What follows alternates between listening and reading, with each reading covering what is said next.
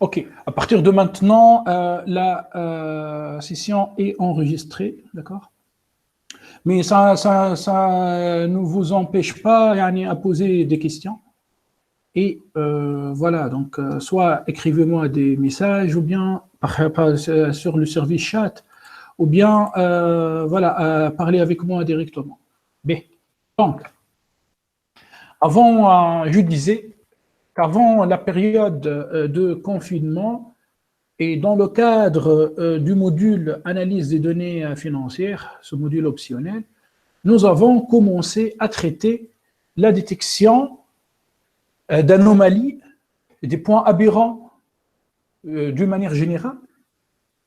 Et nous avons essayé d'appliquer ces techniques à la détection de fraude financière. Voilà. À l'époque, on n'a pas encore commencé la classification. Donc, le cours était théorique. Hein. C'est-à-dire, je vous ai montré les techniques descriptives pour détecter, les méthodes descriptives pour détecter qu'est-ce que ça veut dire une anomalie, un point aberrant. Donc, je profite aujourd'hui puisque nous avons quand même travaillé pendant 3 séances sur de la classification, méthode d'ensembliste, arbre de décision, random forest, machin. Et vous avez commencé l'apprentissage non supervisé en data mining. Donc, je profite pour appliquer ces deux techniques en détection de fraude financière. Donc, on ne va pas perdre notre temps, hein. Je vais passer directement. Voilà, à ce slide, hein, le slide numéro 16. Voilà, je vous rappelle que je viens de vous envoyer le support de cours. Le support de cours par email ce matin.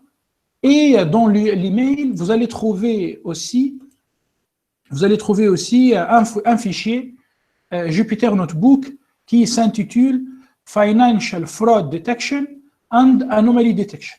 Donc, il contient vraiment l'implémentation de 3 algorithmes avec 2 exercices. Okay. Puis, dans l'email, vous allez trouver 2 liens. Le premier lien, il envoie vers cette page Fraud Detection in Electricity and Gas Consumption Challenge. On va parler de ça après. Ça, c'est l'entreprise, la fameuse entreprise tunisienne Steg. Puis, ici, vers la page officielle d'une compétition Kaggle qui vient de s'y passer, là, depuis 2 ans, initiée par ULB, je crois, Université libre de Bruxelles. Université libre de Bruxelles. B. Et le challenge traite la détection de fraude financière. Je vais vous expliquer tout ça. Mais je commence par le cours. Donc,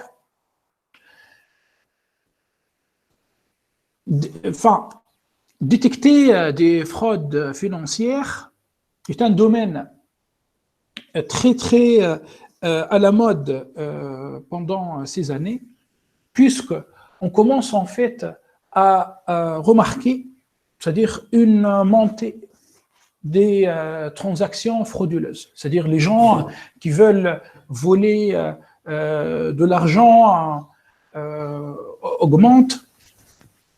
Enfin, ces gens-là malveillants veulent, c'est-à-dire détourner l'argent des gens normaux. Et on trouve beaucoup de styles de fraude. Donc, dans ce slide, j'ai voulu, disons, décomposer ou bien diviser la fraude selon le secteur. Alors, on va parler de la fraude en secteur bancaire et en assurance. Donc, quand je dis secteur bancaire, il faut différencier entre les petites banques, les banques de taille moyenne et les grandes banques, et les banques centrales. C'est-à-dire, chaque banque dispose de son propre métier. Voilà. Alors, dans le secteur du retail banking, c'est-à-dire les banques en détail, c'est-à-dire les banques qui travaillent avec des petits clients. monsieur tout le monde. Voilà. Eh bien, on parle de fraude financière.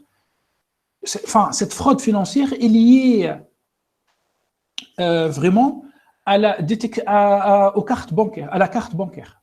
C'est-à-dire, monsieur X a l'habitude de retirer 200 euros ou bien 200 dinars, par exemple, chaque semaine à partir d'un distributeur automatique bancaire. Et ben, pendant une semaine, on reçoit une opération où on veut retirer une somme d'argent 10 fois, voire 50 fois supérieure à la somme ordinaire. Là, il faut s'interroger. Est-ce qu'il s'agit d'une vraie opération ou bien est-ce qu'il s'agit d'une opération douteuse? Voilà, ton travail, donc ton travail en tant que business analyst sera de détecter, de différencier entre les opérations frauduleuses, douteuses, et les opérations trusted operation, les opérations traditionnelles, les opérations normales. Voilà. Donc, dans le domaine retail banking, nous avons le credit card fraud. Là, vous allez me dire, bon, c'est théorique, tout ça. Est-ce qu'il y a des données? Oui, nous avons des données. Donc, je vous invite d'aller sur le site Kaggle de cette compétition, Credit Card Fraud Detection. Donc, ce site, ou bien cette page, contient un lot de données qui fait à peu près 200 mégas. Oui, on commence à faire du dégâts. Hein. C'est beaucoup de données. Donc, nous avons à peu près 200 mégas de données. Et ce sont des données issues des opérations venant des cartes de crédit. Bien sûr, ce sont des données anonymisées, c'est-à-dire vous n'allez pas trouver ni les noms, ni les prénoms, ni les adresses des clients. Vous allez trouver uniquement les variables utiles à votre analyse, et même ces variables sont cachées. C'est-à-dire si vous allez à la fin de la page Internet, ici, vous allez trouver que ces colonnes sont aussi anonymisées. Je ne connais pas la désignation de ces colonnes, mais ces colonnes contiennent quand même de l'information. Voilà. Bien sûr, moi je me suis dit, avec les problèmes de connexion et le confinement, ça ne sert à rien à vous exiger de travailler sur un fichier aussi volumineux. Donc, voilà, donc là, je vous laisse, je vous laisse le choix. Enfin, de travailler sur ces données ou pas, d'accord? Bon, maintenant, question, pourquoi Kaggle? Moi, de toute manière, je vous invite à avoir des comptes sur Kaggle, ce site où on donne des compétitions en machine learning, en sciences des données.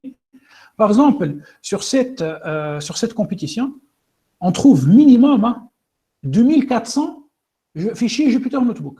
Imaginez, c'est-à-dire il y a des gens qui échangent leur expérience et on trouve, par exemple, si je clique sur ce fichier, sur le premier fichier Jupyter Notebook de ce monsieur-là, on va trouver que 1778 personnes qui ont mis app pour ce fichier. Ça veut dire qu'il s'agit en fait d'une très bonne analyse. Et ben, comment on apprend les sciences des données? En regardant les spécialistes programmer, en regardant les codes des autres. Donc, je vous invite d'aller sur ce site et de regarder vraiment les différentes lignes de code et comment les gens analysent les données. Voilà. D'accord. Bon, je profite puisque je viens de vous montrer cette page Internet. Après, à la limite, vous allez me dire, bon, ce sont des données qui ne viennent pas du marché tunisien. Est-ce qu'il y a-t-il des données tunisiennes? La réponse est oui, mais ces données ne sont pas bancaires. Attention, ces données ne sont pas des données financières. En effet, ce sont des données issues de l'entreprise Steg. Et ici, vous allez trouver un fichier terrain.zip, 61 mégas, et un fichier test.zip, 26 mégas. Donc, bon, vous allez dézipper les deux fichiers, on va arriver à peu près à 120 à 130 mégas. Et ce sont des données, bien sûr, anonymisées. Donc, il n'y a pas des noms, vous ne trouvez pas les noms des clients, ni leur adresse, mais vous allez trouver les relevés de leur compte d'électricité. Et ça vous permet de s'entraîner, de vous entraîner sur les techniques de détection d'une fraude sur 1000. C'est-à-dire, j'ai une opération frauduleuse sur 1000 opérations normales, traditionnelles. Voilà, donc voilà pour les données. Bon, apparemment, il y a une question. Tax fraud detection. Une autre compétition. Fraud detection challenge. Ah oui, il a cherché sur le site Zandi. Et ben, il m'a dit qu'il existe, des données. Detect tax fraud using the Ministry of Finance. Ah, très bien, ok, merci Fedi. Voilà, il y a des données tunisiennes sur la détection de fraude. Oh, c'est de la fraude financière, hein. C'est-à-dire les gens qui payent leurs impôts ou pas. Voilà. Bon, vous pouvez aussi travailler sur ces 25 000 échantillons. Ben, merci Fedi. Ben, je vais envoyer ça à notre classe. Ben, donc, je continue. Alors, donc j'ai fini avec le retail banking. Maintenant, dans les banques privées, la fraude n'est pas forcément liée aux cartes de crédit, mais plutôt à la manipulation des marchés. Voilà, market abuse et au blanchiment d'argent. D'accord? Donc, dans les banques d'investissement, les fraudes sont souvent liées aussi à la manipulation des marchés financiers. Il y a des manipulations interdites par la loi et au blanchiment d'argent. Bon, par rapport ici, par rapport aux banques d'investissement, je vous donne l'exemple du flash crash, dans aller rapidement. En fait, un flash crash, c'est quand le prix de l'action d'une entreprise descend, c'est-à-dire sur un laps de temps très faible, on ne comprend pas pourquoi ça baisse. D'accord? Et l'entreprise, dans ce cas-là, perd beaucoup d'argent. Donc, on ne sait pas, est-ce qu'il s'agit en fait est-ce que tout ça a été causé par des effets macroéconomiques? Est-ce que c'est une guerre ou bien c'est une fraude? Et bien là, le fameux flash crash de 6 mai 2010, c'était une fraude. Nous avons parlé de ça, hein. Vous allez trouver ça dans le slide numéro 6. Hein. C'était une fraude financière. Et le gars là, maintenant, il est en prison. C'est un Indien. Bon, je vous montre une autre flash crash. OK. Voilà. Mais maintenant, dans les entreprises d'assurance, il existe aussi beaucoup d'opérations frauduleuses qui consistent à avoir malheureusement des clients qui vont fausser des preuves. C'est-à-dire le client, par exemple, il va casser, il va casser sa voiture. On trouve ça beaucoup en France, hein. Le client casse sa voiture volontairement, puis il va aller à son assureur et demander dommages et intérêts. Donc maintenant, ton travail dans cette entreprise d'assurance consiste à savoir est-ce que le dossier du client contient des éléments frauduleux ou pas. Voilà, bon, c'est un métier à part, hein. Il y a même des gens qui utilisent des techniques de deep learning, c'est-à-dire ils prennent les images des voitures fournies par les experts qui vont se déplacer, qui vont aller avec le client au lieu de l'accident. Ils vont prendre des photos, donc on va appliquer des techniques de deep learning sur ces photos, sur ces images, et on va dire est-ce qu'il s'agit vraiment d'un vrai accident ou pas.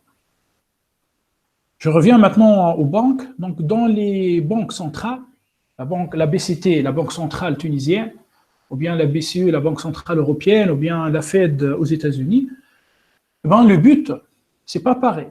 Le but, en fait, c'est de détecter les gens qui ne payent pas d'impôts. Voilà, detecting tax havens.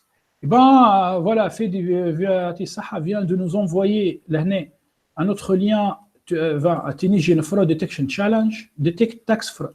Voilà, c'est sur un exemple tunisien. Donc, vous pouvez télécharger les données et les analyser. Bien sûr, avec les algorithmes qu'on va étudier aujourd'hui. OK? Bon. Là, je dois insister sur le fait que la détection de fraude financière ne demande pas uniquement des connaissances en machine learning, en data mining.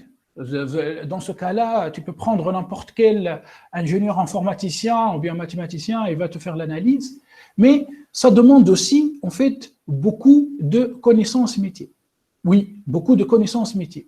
C'est-à-dire, si toi, tu ne comprends pas comment on remplit le bilan d'une entreprise, le bilan financier d'une entreprise, comment tu vas pouvoir détecter l'existence d'une fraude dans ce bilan? Et là, je vous donne l'exemple du scandale d'Arriva.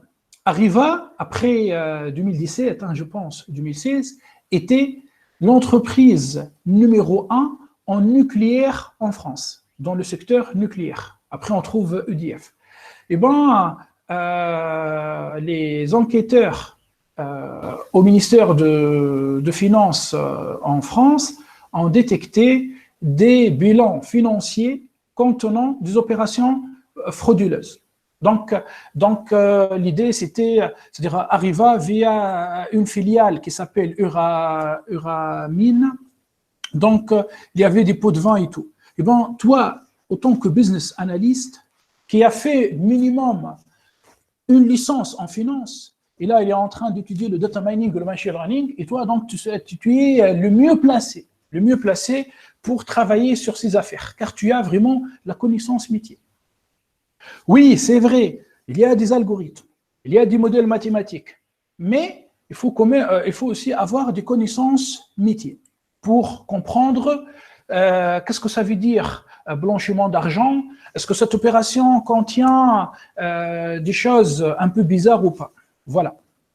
À cet égard, la détection des fraudes financières nécessite plusieurs approches.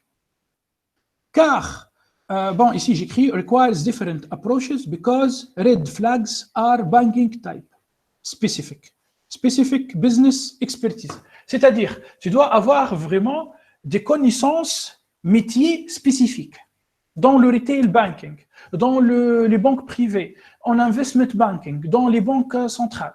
Et afin d'avoir tout ça, il faut quand même avoir des connaissances en finance d'entreprise et en finance de marché. Voilà. Je passe.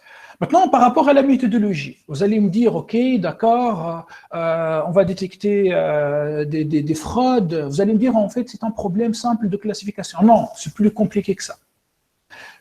Car un problème de classification fait partie de l'apprentissage supervisé. En réalité, en détection de fraude financière, on trouve l'apprentissage supervisé et on trouve l'apprentissage non supervisé. On trouve les deux. Je vais vous expliquer pourquoi. Bon, eh ben, je vous donne ici deux exemples. L'exemple numéro 1 traite la fraude par carte de crédit. L'exemple numéro 2 traite la manipulation des marchés financiers et le blanchiment d'argent. Bon, je commence par le premier exemple. En effet, dans la détection des fraudes par carte bancaire, on connaît notre variable cible. Autrement dit, un client X qui a l'habitude de retirer de 100 dinars par semaine, je ne sais pas moi, 600 dinars par semaine, chaque semaine, puis à un moment donné, il va découvrir que qu'un inconnu, a pris, par exemple, 1000 dinars sur son compte. Et que cette opération s'est déroulée, lui, il habite, par exemple, à Tunis. Cette opération s'est déroulée à Bizerte. Alors que lui, en fait, il n'a jamais visité Bizerte pendant les 2 semaines passées. Donc, il va réclamer ça. Il va réclamer cette opération à sa banque. Donc, toi, tu sais que le pattern, que ce compte contenant des opérations journalières ou bien hebdomadaires ou bien un CFA mensuel, eh ben, contient une opération frauduleuse. Tu as le pattern. Et tu sais, ça, ce compte-là contient une opération frauduleuse. Donc, tu as le red flag. Tu disposes du target variable, de la variable cible. C'est un apprentissage supervisé. Bien évidemment, fraude par carte bancaire, il y a 2 types. Soit, en fait, suite à une bagarre, tu finis par donner ta carte à des criminels dans la rue, et après ils vont voler ton argent à partir d'un distributeur bancaire. Car ils ont, suite à une violence corporelle, tu as donné ton mot de passe et tes identifiants à eux. Ou bien sur Internet. Toi, par exemple, tu as l'habitude d'acheter des produits sur Internet, et ben, un pirate informatique vient, il va récupérer tes identifiants, puis il va utiliser les identifiants de ta carte pour acheter des trucs à lui. Je pense là, il y avait un scandale à la Poste tunisienne. Voilà, donc retenez, la détection de fraude avec des cartes bancaires fait partie de l'apprentissage supervisé. Donc, moyennement, c'est facile. Je n'ai pas dit que c'est facile, hein. C'est quand même, c'est assez difficile. Après, je vais vous expliquer pourquoi vraiment c'est difficile. Maintenant, je passe à l'apprentissage non supervisé, c'est-à-dire où on est à l'aveugle, on travaille vraiment d'une manière aveugle. En effet, la manipulation des marchés financiers et le blanchiment d'argent, le modus operandi. Le mode opératoire change selon l'organisation criminelle, selon la période de l'année, selon en fait le pays destination et les pays d'origine. Donc le modus operandi change tout le temps. Donc toi, tu dois avoir des connaissances métiers, sinon tu n'as pas de variable cible. C'est-à-dire personne ne va te dire tiens, cette opération est une opération frauduleuse, cette opération est une opération frauduleuse. Toi, tu es business analyst dans une banque, tu es en train, devant toi, il y a des transactions qui sont en train de passer, plein de transactions financières, et tu ne sais pas quelle est la bonne transaction et quelle est la transaction frauduleuse. Et ces gens-là, je vous assure que ce sont des gens vraiment assez expérimentés. Donc, ils vont tout mélanger. Ils vont mélanger des opérations traditionnelles, normales, pour cacher des opérations frauduleuses à l'intérieur. Donc, on est bel et bien dans un paradigme apprentissage non supervisé. On est à l'aveugle. En fait, je peux résumer tout ça en arabe, quoi. Donc là, c'est de l'apprentissage non supervisé. Voilà. Donc, how money is laundered changes all the time and by the same criminal organization. Okay? Donc toi, tu es comme un ingénieur de sécurité informatique, tu es en train de subir les attaques des autres. Donc, on finit par avoir une attaque, puis on va réagir. Donc, on ne peut pas anticiper. Bon, ça, voilà, là, je viens de vous expliquer comment on peut diviser la détection de fraude financière en deux techniques, apprentissage supervisé et non supervisé. Et bien, même en apprentissage supervisé, enfin, supervisé par quoi? Supervisé par la variable cible, l'apprentissage reste difficile. Pourquoi l'apprentissage reste difficile? En effet, nous avons un problème très connu qui s'appelle problème de disproportionnalité des classes. Disproportionnalité des classes. C'est-à-dire, toi, dans ta base de données, tu vas finir par avoir une opération frauduleuse sur 100 opérations régulières, ou bien une opération frauduleuse sur 1000, une frauduleuse sur peut-être 100 000. Je vous montre là un exemple réel. Regardez, si vous allez télécharger le lot de données qui se trouve sur Kaggle, je parle par rapport aux cartes de crédit. Vous regardez par exemple le fichier Jupyter Notebook de numéro 1. Eh bien, quand vous allez regarder le début du code, vous allez trouver ce graphe. Et bien, ce graphe montre cette histoire de disproportionnalité des classes. En effet, en bleu, là, nous avons à peu près, si on lit ici, à peu près 300 000. Hein. Enfin, en tout cas, c'est supérieur à 250 000. 300 000 opérations régulières. Sur ces 300 000 opérations régulières, nous avons ici en jaune à peu près 100, 200, peut-être moins que ça, hein, 500 opérations frauduleuses. Imaginez, sur 500 opérations frauduleuses, nous avons 250 opérations régulières. Eh bien, toi, tu dois en fait récupérer les opérations frauduleuses à partir de ces opérations régulières. Eh bien, nous avons un problème de disproportionnalité des classes. 0,1%, 1 pour 1000 contre 99,9%. Bon, qu'est-ce qu'on doit faire? Il existe quand même quelques solutions. En effet, quand toi, tu fais ton échantillonnage aléatoire avec Train Split, tu peux utiliser une stratification. Il existe une option dans la fonction Train Split qui s'appelle Stratify. Et ben, tu appelles cette option, tu dis true, et l'échantillonnage aléatoire commence à tenir compte de cette disproportionnalité.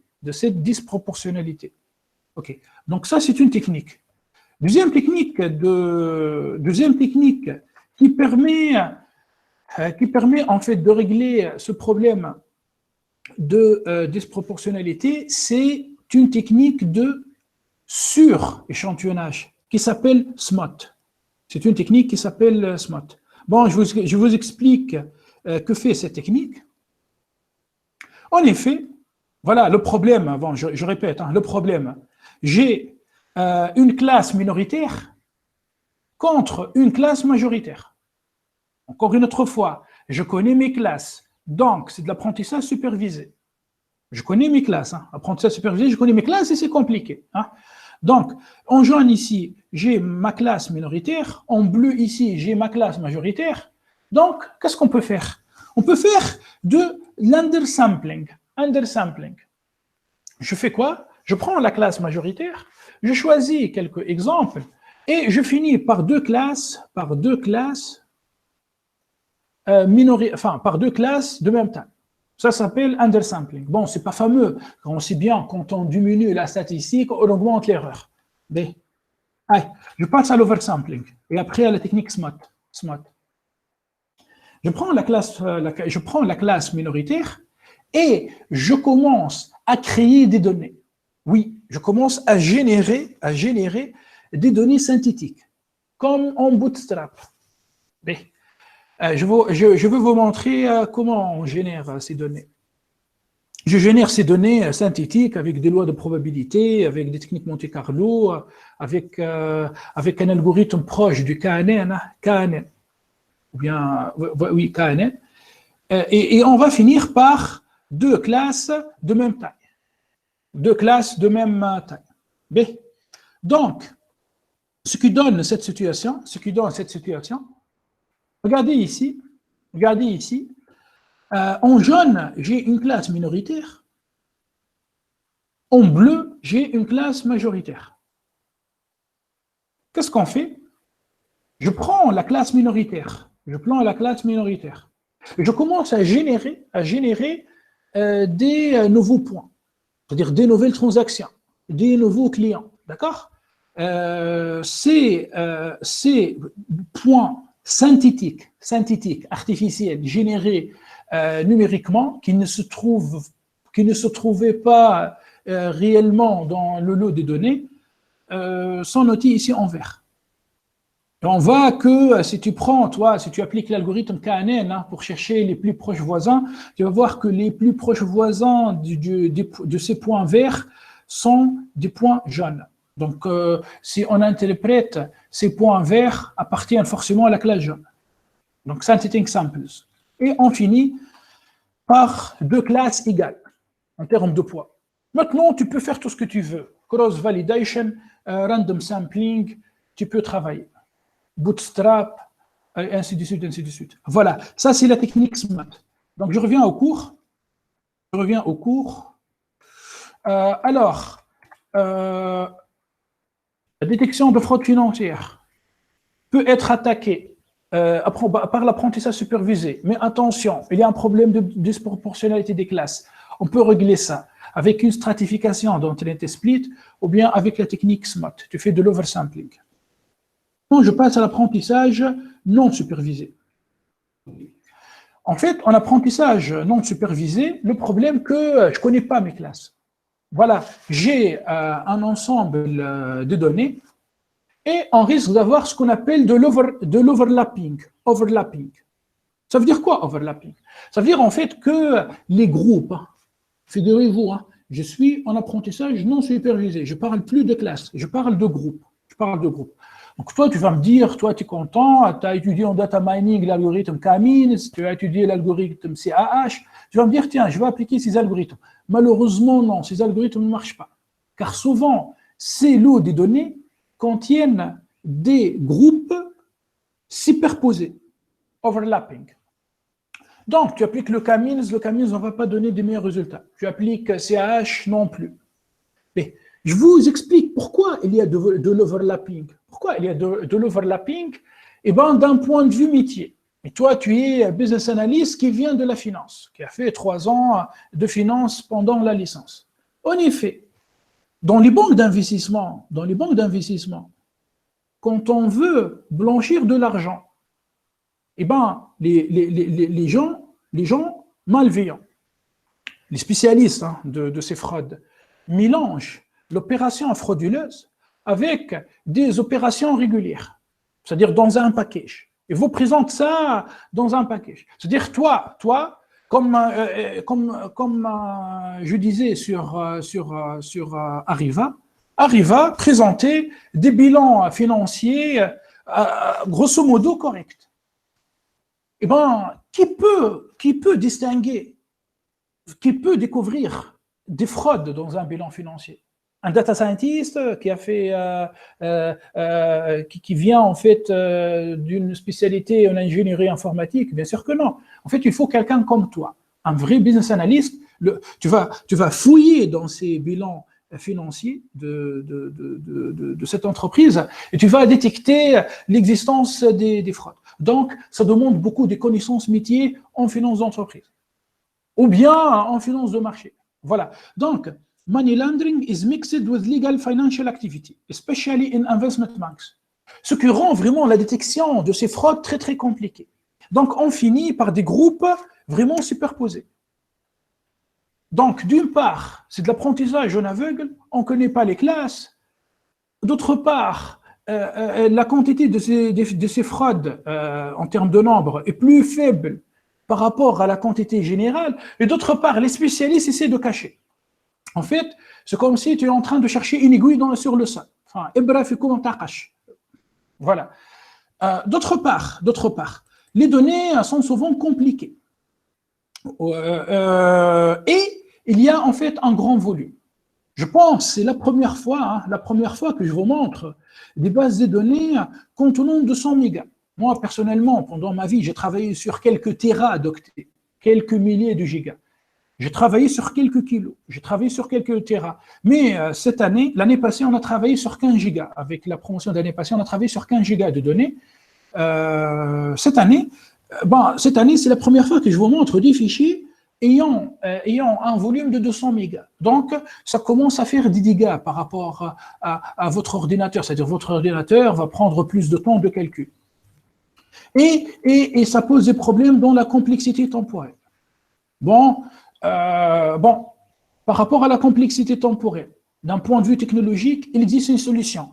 On peut changer l'architecture. Il existe des modules, et je vais passer rapidement, c'est un peu compliqué pour vous. Il y a Dask, c'est une architecture en Python pour les bases de données qui permet d'accélérer le calcul. Il y a Numba, c'est un module Python, Numba, qui permet d'accélérer le calcul. Il y a aussi Ray. Voilà, je passe car c'est trop technique.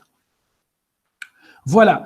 Après pour les algorithmes, là, je vous donne en fait des algorithmes. Je ne veux pas commenter ça. Allez, je passe à ce cas à ce use case. En effet, chez Credit Suisse, cette banque suisse, les spécialistes de détection de fraude utilisent un algorithme qui s'appelle Isolation Forest. Oui, la bonne nouvelle, cet algorithme est déjà implémenté dans Scikit-Learn. Allez, ça, c'est la bonne nouvelle. Et on va l'utiliser aujourd'hui. D'accord? Donc, c'est un algorithme qui se trouve dans le sous-module Ensemble. D'après vous, par rapport au cours de machine learning de la semaine passée, cet algorithme appartient à quelle technique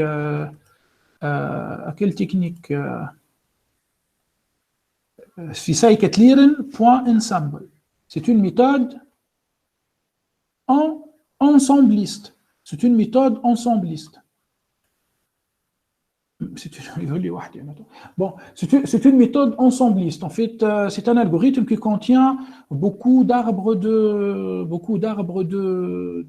décision. Mais cet algorithme donc permet de détecter des points aberrants. Enfin, par exemple, vous voyez ce point-là, cet algorithme permet de le détecter. C'est un algorithme assez robuste et précis. La preuve, cet algorithme est utilisé dans des banques suisses. Si vous voulez, c'est-à-dire chercher et vraiment comprendre cet algorithme, je vous invite à aller télécharger cet article scientifique qui parle de l'algorithme Isolation Forest. Et donc là, c'est bon, on a fini en fait avec le cours. Donc là, je vous rappelle que la première moitié du cours, de ce cours a été faite avant le confinement. Là, on est en train de finir et on passe au TP. Et s'il vous plaît, je vous demande d'ouvrir le fichier Jupyter Notebook Financial Fraud Detection and Anomaly Detection, qui se trouve dans un email matinal.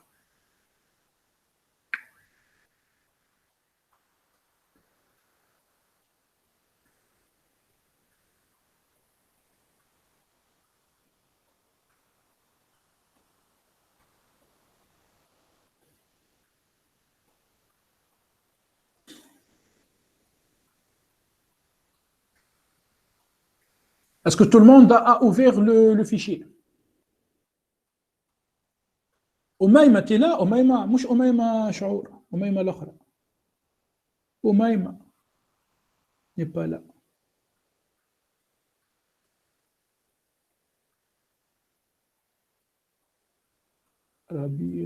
ربيع t'es là ربيع؟ عسلامة monsieur. عسلامة ça va قاعد تفهم؟ جاي monsieur جانا بيه. هاني نحل في شيء معناها مازال ما فهمتش. Bé.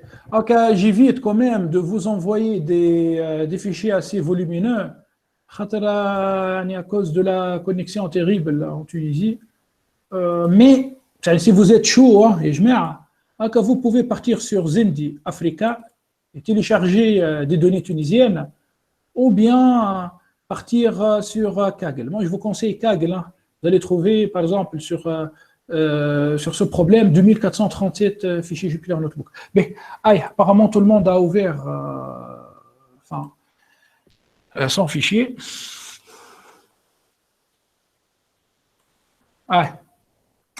Donc, je ne vais pas lire l'introduction. Ça donne la définition d'un point aberrant à une anomalie. Nous avons fait ça dans le cours. Je commence. Donc, on va commencer par quoi? Donc, on va commencer par charger les modules de base NumPy, Numerical Python et Matplotlib. D'accord? Et puis ici, Import Warnings, ça permet d'ignorer les avertissements. Vous voyez les rectangles rouges qui virent vers la couleur rose. Bon, j'exécute, ça marche. Maintenant, mon idée, c'est quoi ici? C'est de générer des données. Les vraies données sont vraiment volumineuses. nous avons 200 mégas, on va rester à 15 minutes, quoi. Enfin, beaucoup de temps. Enfin, on ne va pas rester vraiment beaucoup de temps, mais ça va prendre vraiment du temps. À cet égard, là, je préfère travailler avec scikit-learn datasets. Et à l'intérieur de scikit-learn datasets, on trouve plein de fonctions qui permettent soit de chercher des données qui se trouvent déjà dans scikit-learn, d'accord, ou de télécharger des données à partir d'Internet, d'accord. Nous, en fait, on va travailler avec make. Les fonctions qui commencent par make, ce sont des fonctions contenant des générateurs de nombres aléatoires et qui permettent de générer des données. Mais regardez cette histoire. Donc, je viens ici, je lui dis make blobs et je choisis 2 colonnes et 3 centres et 500 lignes. D'accord? Et je fixe le random state à 42. B. Je prends X, je vous montre X. Hein. J'ai, encore une autre fois, 2 colonnes. Regardez-moi X. Okay. X contient 2 colonnes. Bon. Donc j'ai généré 500 lignes, 2 colonnes et une variable cible. Hein. N'oubliez pas, une variable cible Y. La variable cible ici contient 0, 1, 2, puisque j'ai 3 centres. D'accord? Bon, je fais ça, je vous montre les 3 centres. Voilà, j'ai ça. Donc, avec MakeBlob, j'ai réussi à générer 3 classes. N'oubliez pas, hein, on connaît la classe de chaque point. Chaque point est colorié d'une manière différente. Donc, on est dans quel style d'apprentissage? Supervisé, hein, non supervisé, supervisé, non supervisé. On connaît les classes. C'est de l'apprentissage supervisé. Bon, afin d'avoir, merci, supervisé. Bon, afin d'avoir ces couleurs, c'est joli, hein, ces couleurs, et bon, j'écris C égale à Y. Tawa, regardez, je vais supprimer C égale à Y. C égale à Y. Je supprime C égale à Y. Je trace. Bon. Tous les points possèdent la même couleur. Et ben, je suis dans un apprentissage non supervisé. D'accord? D'accord? B. Narja tawa. C est égal à Y. Apprentissage supervisé. Quand j'utilise Y, je connais la variable cible, je connais les classes, ben, c'est de l'apprentissage supervisé. Donc là, il suffit de tracer des frontières pour séparer entre les différentes classes. Je dis bien classes. Par contre, ici, ben là, je connais rien. Je dois distinguer entre ces différents groupes. Apprentissage non supervisé, groupe. B, je continue. B, quand même, je vous montre make blobs. Donc, number of features est égal à 2. Ça donne 2 colonnes. Et si je mets number of features est égal à 3, okay, j'obtiens 3 colonnes. Et si je mets, par exemple, number of features est égal à 4, je génère 4 colonnes. Et ainsi de suite. Donc, ça permet vraiment de générer des données. Mais je reviens en fait à deux colonnes, car c'est plus pratique. Maintenant, au lieu d'avoir 3 centres, je vais mettre par exemple là, 8 centres. Je vais mettre 8 centres, c'est-à-dire, je vais générer 8 groupes différents, 8 structures différentes, avec 500 échantillons. Je génère, donc dans synthèse, je mets 8. Je viens ici, et je trace. Je ne mets pas C égale à Y. Bon, on va compter le nombre des groupes. 1. À l'œil nu, là, je suis en train de faire de l'apprentissage non supervisé. Regardez, un groupe, 2, 3, 4, 5. Bon, là, si toi, tu as un œil d'expert, tu vas me dire non, ça, là, il y a 2 groupes. Donc, 1, 2, 3, 4, 5, 6. Mais on ne sait pas. Est-ce qu'il s'agit de 5 groupes, 7 groupes, 6 groupes? Ça, c'est de l'apprentissage non supervisé. Regardez maintenant, si je mets C égale à Y, je profite de la variable cible. Le groupe en bas, que moi je pensais qu'il s'agissait d'un seul groupe, eh ben, en réalité, c'était 2 classes. C'était 2 classes overlapped, c'est-à-dire 2 classes superposées. Ah, c'est pas simple, hein? شفت donc là عندك la classe jaune, la classe bleue, la classe verte claire, violet, donc on va compter 1, 2, 3, 4, 5, 6, 7, 8. Eh bien, bienvenue à la vie réelle. Donc, dans la vie réelle, quand toi, tu vas analyser des données dans une banque ou bien dans une entreprise d'assurance, tu vas finir par cet overlapping. Comment tu vas faire? L'algorithme Camille ne permet pas de résoudre ça. L'algorithme CH ne permet pas de résoudre ça. Voilà. B. Donc, c'est bon, vous avez compris l'overlapping. Et là encore, hein, nous avons quand même des groupes presque de même taille. Imaginez maintenant en détection de fraude financière où toi, tu disposes uniquement de quelques points, de quelques opérations frauduleuses sur 10 000 ou bien 100 000 opérations. Vraiment, la tâche est très compliquée. C'est de l'analyse des données financières très, très, très fine. Voilà, il faut avoir beaucoup de finesse pour faire ça. B. Donc, au lieu de mettre le centre égal à 8, je reviens à 3. On revient en fait à nos montants, donc 3 classes.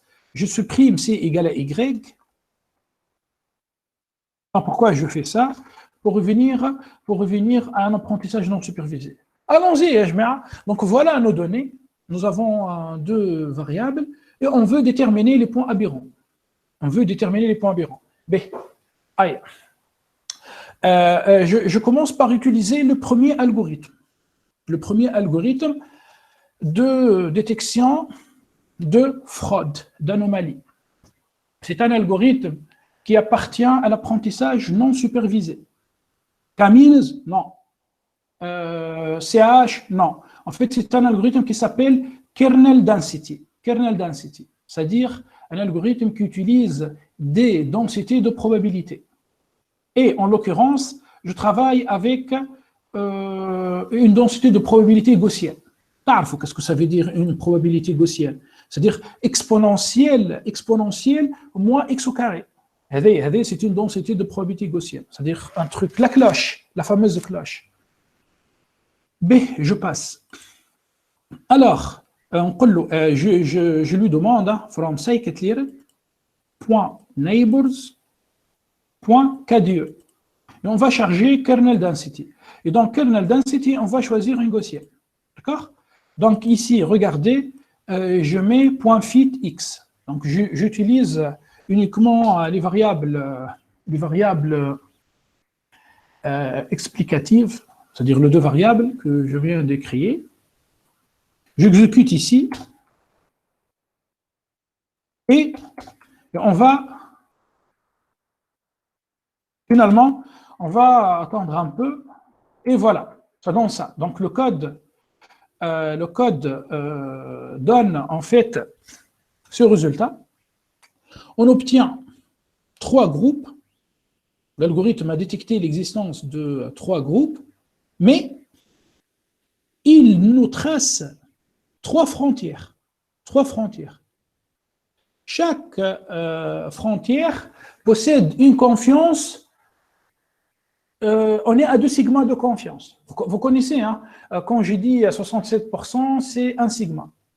Quand je suis à 2 sigma, c'est 95%. Et 3 sigma, 99%. Donc, regardez comment on va traiter cet algorithme.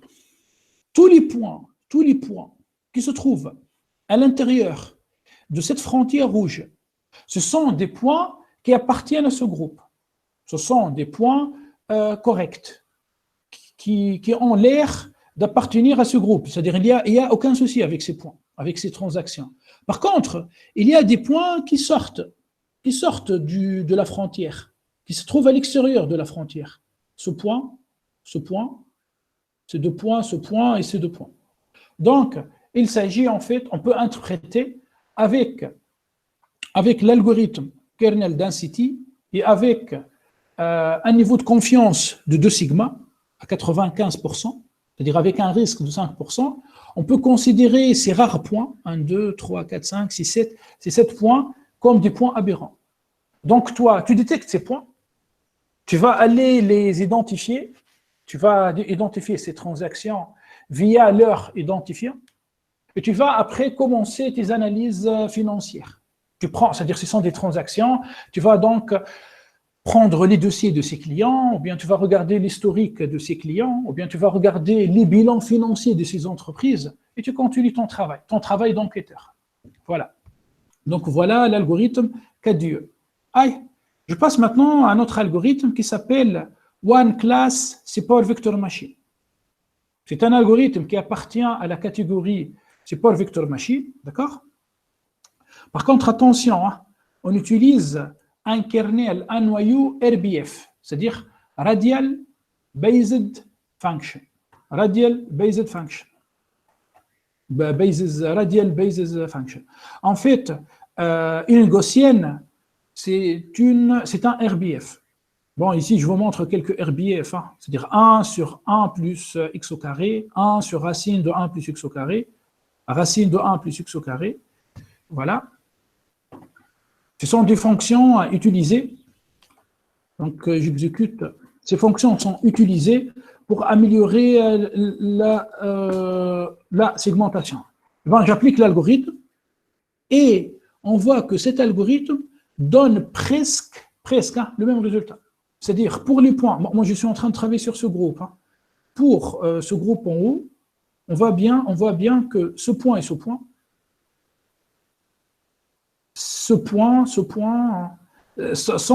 sont considérés comme des points frauduleux, comme des outliers par cet algorithme. Bien sûr, avec 2 sigmas de confiance. Je continue. Donc voilà, donc toi, qu'est-ce que tu peux faire? Tu peux en fait appliquer plusieurs algorithmes. OK? Et bien si ces algorithmes disent la même chose, donc tu commences maintenant ton enquête. Je pense que c'est clair maintenant la représentation d'une transaction frauduleuse en analyse des données. J'espère que c'est clair. Donc toi, tu prends les données, tu les prépares, boum, tu appliques un algorithme adéquat. Hein, tu n'appliques pas les algorithmes traditionnels du machine learning, du data mining. Quand même, il faut travailler un peu. Il faut appliquer des algorithmes plus poussés. Même par rapport à l'échantillonnage. Il faut échantillonner de manière plus intelligente.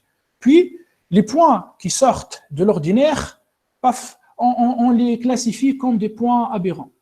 Bon, le travail du data scientist s'arrête ici. Mais toi, tu es business analyst. Puis, tu prends ces points-là, tu vas aller prendre, chercher leur identifiant, puis tu vas enquêter. B, je continue. Donc, j'espère que j'étais clair. En fait, l'algorithme Support Vector Machine permet aussi de tracer ses frontières. Donc, les points bleus, ce sont des points qui appartiennent à ce groupe, aucun souci, aucun problème. Par contre, les points jaunes, avec différentes probabilités, ces points peuvent être considérés comme des points aberrants. Bien orange. Mais, vous allez trouver un exercice, hein. Essayez de le faire, d'accord? Bon, je continue quand même. L'algorithme Isolation Forest.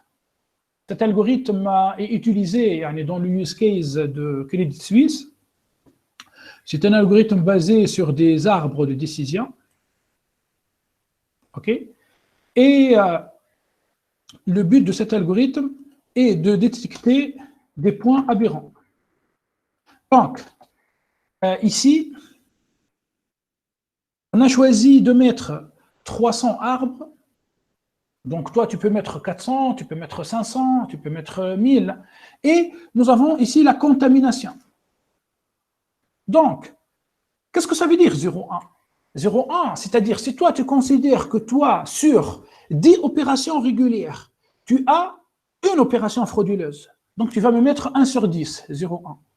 Et bien, toi, si tu as une opération frauduleuse sur 100, tu vas mettre 0,01. Et si toi, tu considères qu'il y a une opération frauduleuse sur 1000, tu vas mettre 0,01. Voilà, ça c'est the contamination, la contamination. Bien sûr, pas nucléaire, hein, contamination avec des points aberrants. Donc, on va rester sur 0,1. J'exécute l'algorithme, ça prend un peu de temps. Puis, je trace. Allez, on attend un peu. Je veux tracer le résultat. Et voilà. On voit que cet algorithme nous trace une frontière, d'accord? Puis, il nous colorie les points vraiment bizarres Donc ici, il y a deux... Non, pardon. Ici, les points rouges, ici, en fait, font partie de la frontière de l'algorithme. Hein. Donc les points qui sont à l'extérieur vraiment des frontières, ce sont des points frauduleux, des points aberrants. Voilà. Donc, tu vois, ce point et ce point,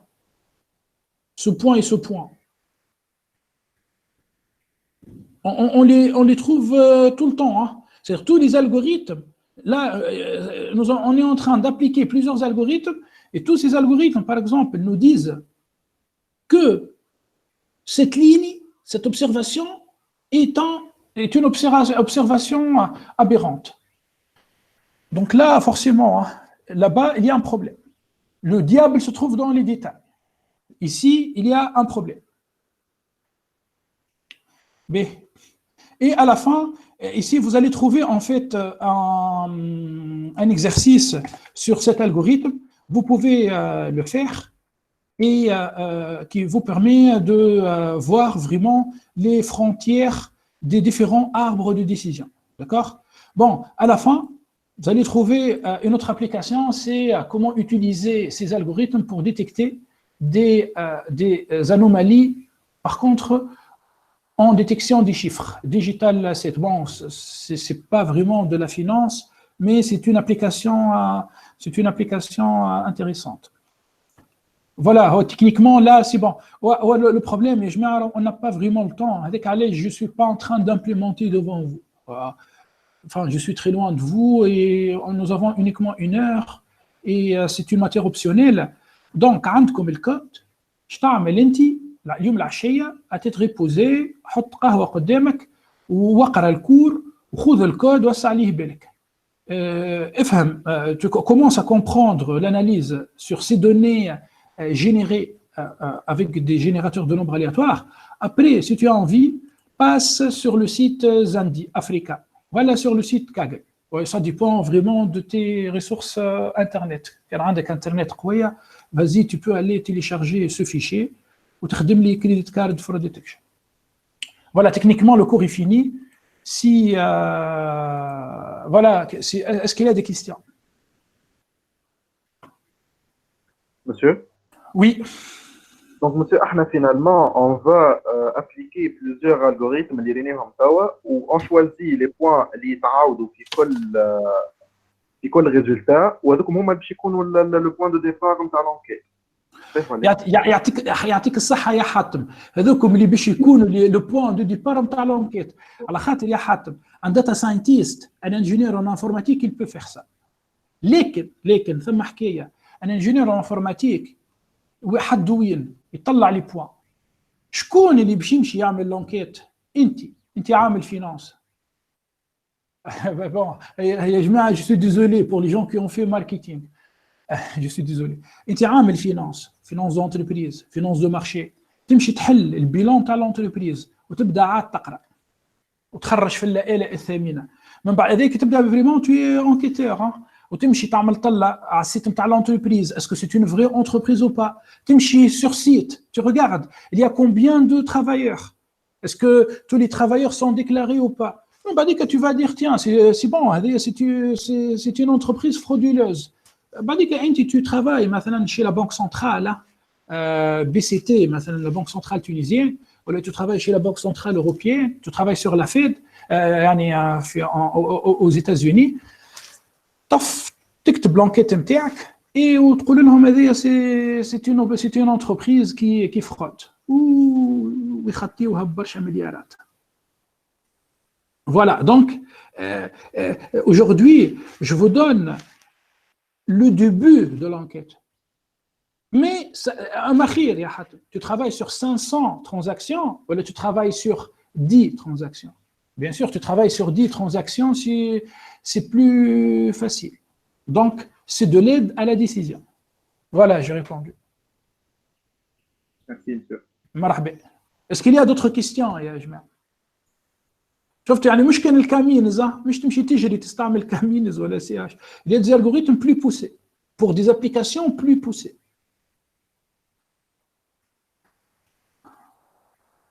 Fedi, tu n'as pas de questions? Fedi, Heb, Nour, Fatma, Mohamed Cheba. Monsieur. Oui, vas-y, oui. monsieur, عندي نقطة فلو شوي نحب Oui, نقولها dis-moi, حاجة. oui, dis-moi, oui, dis-moi, oui. وقت اللي نبدو في apprentissage supervisé مثلا عندنا دي كلاس ونعرفوهم دي كلاس Oui. اكوا سير نعملوا الكلاسيفيكاسيون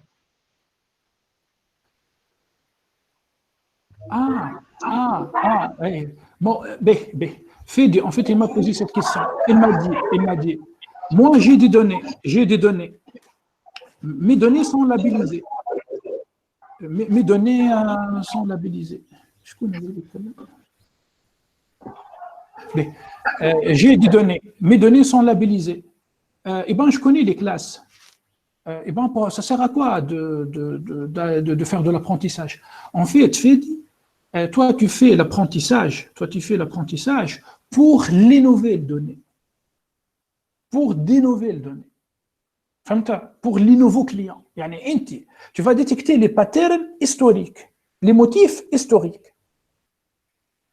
Tu entraînes tes algorithmes. L'algorithme MTAC, tu vas fixer ses paramètres. Tu vas les paramètres MTAC. Après, quand il y a des nouvelles données, tu vas passer les nouvelles données dont tu ignores la variable cible. En apprentissage supervisé, sur les nouvelles données, on ignore la variable cible. Tu passes les nouvelles données sur le modèle déjà entraîné sans variable cible pour prédire la variable cible. Voilà à quoi ça sert l'apprentissage en classification. Est-ce que j'ai répondu à ta question? Oui. Voilà. B. Ok. Et ma dernière question, tu as aimé l'IHEC, un moment de combat chez Finance, l'IHEC. C'est bon, merci, monsieur. B, ok. Tout est clair. B, ok. B, je mets à B. B, techniquement, on a fini. Là, s'il n'y a pas de questions, je coupe. Hein. Et à partir de la semaine prochaine, en fait, on va revenir à la finance d'entreprise. نسكروا توا بشويه la finance de marché ou la finance هذه la détection de fraude financière ونرجعوا للفينانس d'entreprise. نعلمكم كيفاش تعملوا un bilan financier d'une entreprise. Puisqu'il n'y a pas de questions, donc voilà, donc je vous dis, je mets un bon après-midi et vous allez trouver l'enregistrement sur YouTube. Ok, j'ai déjà mis l'enregistrement sur YouTube de la séance d'hier. Allez, bye, bye, ciao, ouais, bye.